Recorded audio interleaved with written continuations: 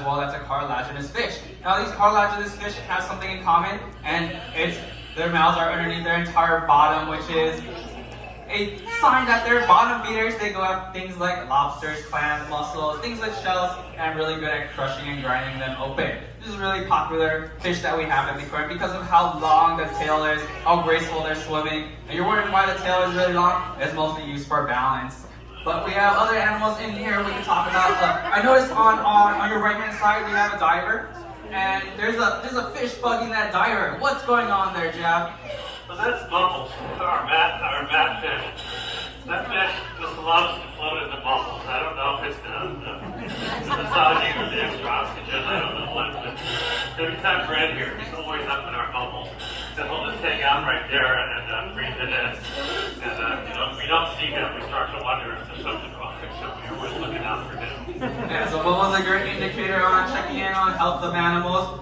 This is a great example of personality amongst our animals here in the aquarium. A lot of our fish, a lot of our birds and animals, they all have great personality, and Bubbles is an example of a really playful behavior, playful personality that some of the fish have. Another one we have is in our tunnel. On the other side is a pufferfish. That's one of our favorite animals. It's really kind. It likes to stare at us for hours and swim alongside you as you're walking through the exhibit on a very slow day like today. So feel free to check out Mr. Puffer in our tunnel. Now we got other educational fish we'll talk about. There's lots of fish in here, so it's really hard to talk about all of them. But we can probably address most of them, what type of fish they are. So we can have this great example. We have these fish with horns. This is a unicorn fish, and by that back tail, they all have this spine on the back. It's like this little white blade, and a lot of fish have that. Like this one right here has that white line. What's the most popular fish in here? One fish that everyone can recognize. Feel free to shout it out.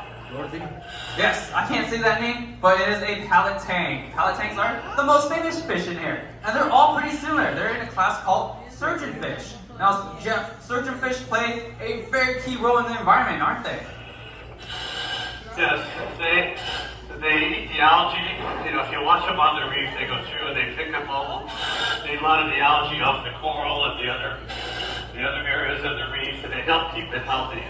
Because if too much algae forms, it starts to suffocate things, and then they'll die. So they're very helpful. Yeah, and I forgot to address, but do you happen to know why they're called surgeonfish? Well, look at the back on either side by the tail. They have this little white barb, and that barb is like a scalpel, very sharp, and they use that as protection for themselves.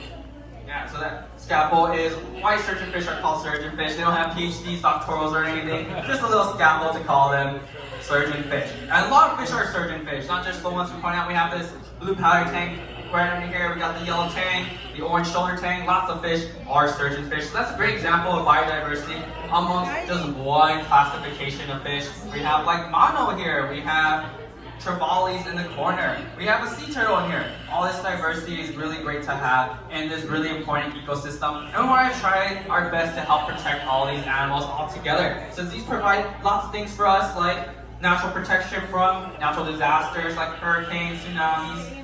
They provide lots of food for us. Like look down, someone came a few weeks ago and told us that they're very popular fish to hunt down in the Philippines. So look down's the one that looks like tinfoil. Those are great fish as well. So we do lots of things to help with coral reefs. Now Jeff, you've seen firsthand what it's like to dive into a coral reef. Do you have any suggestions on how we can help with corals? Yeah, one of the biggest stressors for coral reefs is warm water. You've been watching the news, you see down in Florida, the Caribbean, the water's getting very warm. And what happens is the polyps that live in the coral, when it gets hot like that, the coral expels them. And that's where you get all the color from your coral.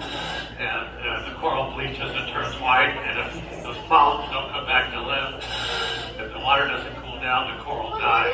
So what we want to do is use carbon consumption as much as possible. One of that is turning off light bulbs, using organic fertilizers for your yard instead of chemical-based. Carpooling. I live close to a grocery store, so I try to walk instead of drive when I can. All those little things. If we all do a little something, it adds up with everybody. It makes a big difference. Yeah. We have another popular date for tropical reefs. For specifically, a lot of people have. Anyone gone to Hawaii here? Hawaii.